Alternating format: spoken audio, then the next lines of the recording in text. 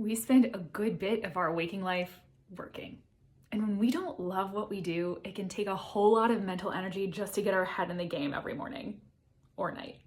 And that doesn't even include the energy spent outside of work worrying about it. And all of that energy is energy taken away from the things that would actually fill your cup, like time spent with family, time spent with your dog outside, or your creative pursuits.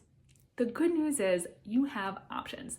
Sometimes all it takes is a shift in your mindset, a refocusing on what it is that drew you to that work to begin with. Maybe you can find your joy in that mindset shift. Or maybe it's a change in the work that you're doing right now. Maybe a small change could actually bring you greater fulfillment and purpose. Or maybe it's taking a leap and doing something else entirely that feels more in alignment with who you are. And that's what my friend Jayanthi is doing on her podcast, Infinite Icons. She's chatting with folks who have decided to take a big leap and start their own companies. I was so grateful to be a guest on her show.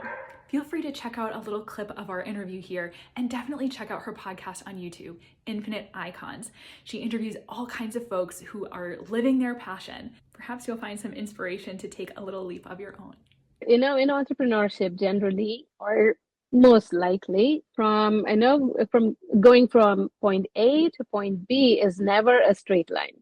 It's always So true. curved, So it's true. ups and downs, and sometimes even we go in loops, until you come Yeah, out and discover something different.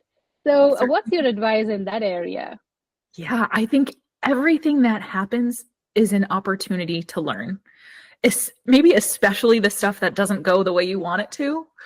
Um, I'd say try your best not to let it get you down and instead think about it, what can I learn from this? Right? This didn't happen the way I wanted it to, but instead of crumbling into despair, you can channel all of that energy into making another choice forward. And I think it can be hard to continuously taking risks, because that's what entrepreneurship is. It's taking risks constantly. It's making decisions constantly. And so I guess one of the comforting things about that is you can make a choice.